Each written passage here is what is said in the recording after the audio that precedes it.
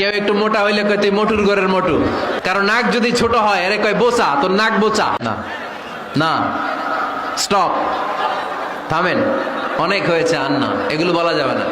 কারো আকৃতি নিয়ে খোটা দেয়া, ঠাট্টা করা, এটা স্বয়ং আল্লাহর সাথে ঠাট্টা করার শামিল, ঠিক কিনা?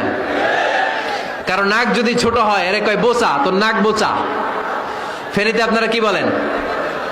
হ্যাঁ, তো এই যে যার নাক বোচা হয়েছে ও কি নিজে বানাইছে?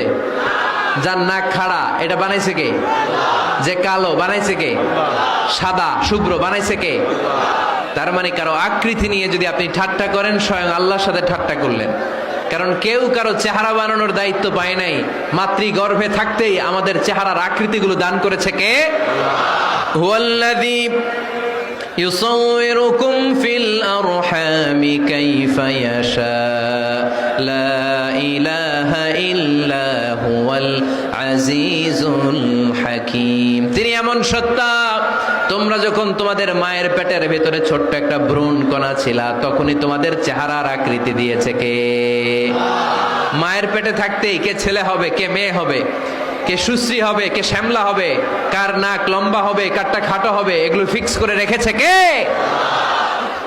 এজন্য কখনো কারো চেহারা, কারো আকৃতি নিয়ে ঠাট্টা বিদ্রুপ করা যাবে না। কারণ এই চেহারা আমরা বানাই নাই, বানাইছে কে? প্রত্যেককে যদি আল্লাহ তাআলা প্রত্যেকের নিজের চেহারা ডিজাইন দেওয়ার সুযোগ দিত, তাহলে আমরা আমাদের চেহারা কি এরকম বানাইতাম? কি করতাম? আপনাকে যদি আপনার চেহারা তৈরি করার ডিজাইন আল্লাহ দিত, যে তুমি যেমন মনে চাই নিজের চেহারাটার ডিজাইন দাও, কেমন বানাতেন নিজেকে? কথা বলেন, কয়েকজন বলেন না? হ্যাঁ, সবচাইতে সুন্দর করে আমি আমার অবয়বটাকে তৈরি করতাম।